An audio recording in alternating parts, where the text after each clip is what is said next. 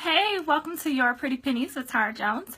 I'm Tara Jones, your financial success coach, and I specialize in helping individuals use their income to create the lifestyle that they desire and to achieve their financial goals. All right, so today I am in my back office, as you can see, and I wanted to talk about continuing on this business finance journey that I'm talking about for the rest of October. I really wanted to talk about how to think about business and business finances when you are just starting out. So first couple years of business, if you're thinking about launching your business, things like that, you want to make sure that you have a lean startup, which means you try to do the most you can with the income that you have. And then also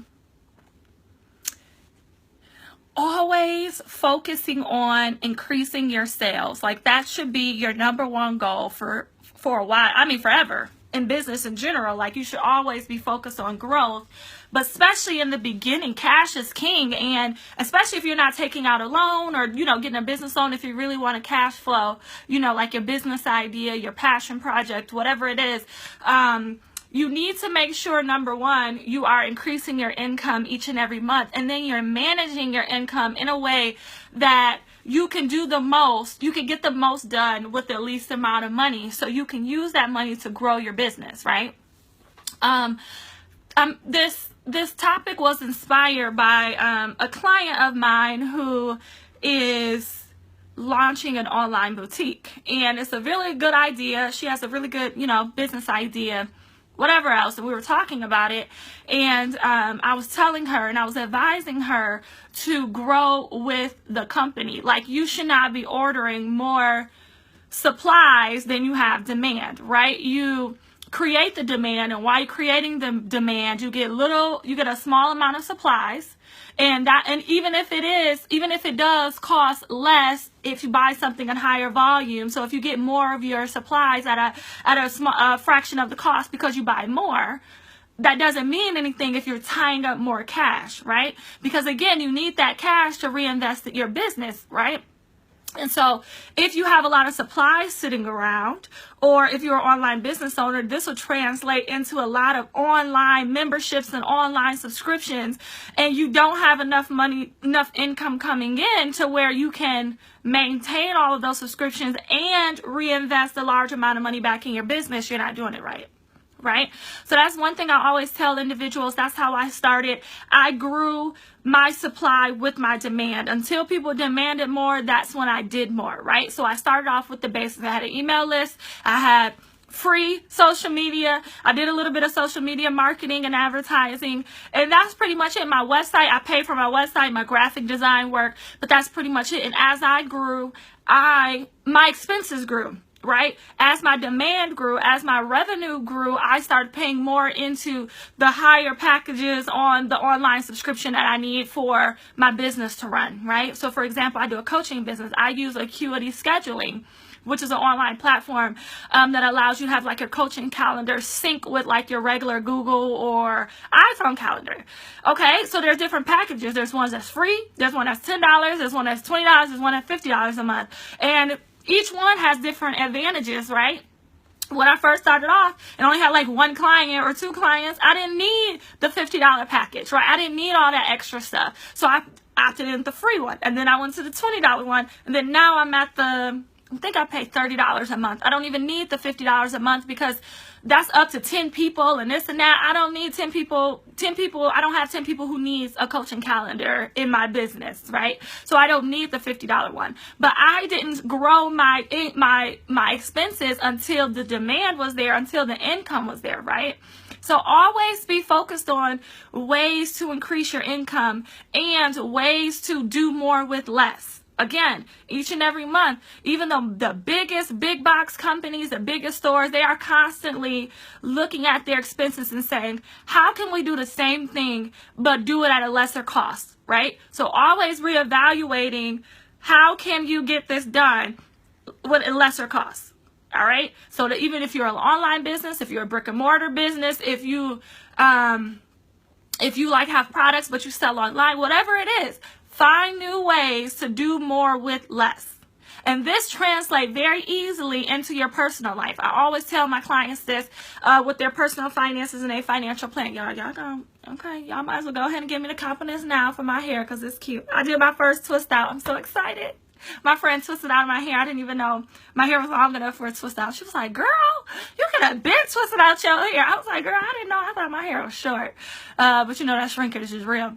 But anyway, whenever you look at, for example, my online coaching calendar, right? I'm a financial success coach. If you're interested in coaching, go to www.yourprettypennies.com/coaching.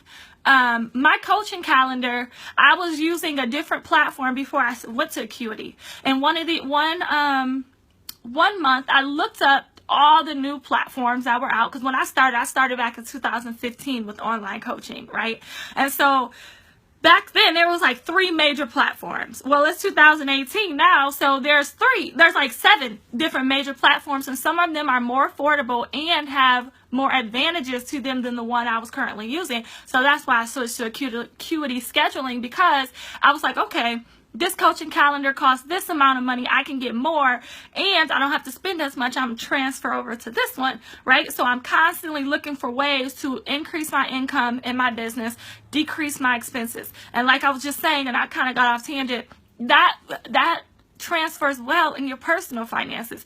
You definitely should always be looking for ways to do more with less, right? Always increasing your income for your personal life, for your family, for your household, and always looking at your expenses and saying, hey, can I get this cable cheaper? Can I get my trash service cheaper? You know, can I get a different gas company? Is it cheaper? Is it cheaper to go to a different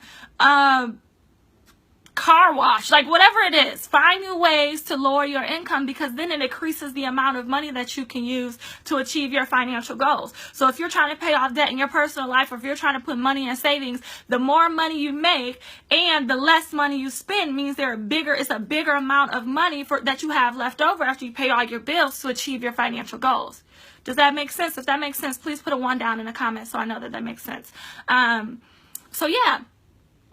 This is what I want you to start focusing on if you have a business, if you're an aspiring business owner, is to think of new ways to make more money in your business and find new ways to generate income in your business. Even if you're selling the same product or service, find new ways to market it. Find new ways to make it exciting. Find new ways to engage your returning customers. Find new ways to get new customers, right? And then also look at your expenses. Can you do the same thing that you're doing with less? Can you do the same advertising online with less money, with a different strategy? If you are a brick and mortar, can you offer the same products, the same sandwich with less, cheaper food, whatever it is, right? I don't know what you do. So I'm trying to make it like all around. If you're a makeup artist, all right, can you get a better discount? Can you get a better deal at a different store on makeup? Can you get a better deal on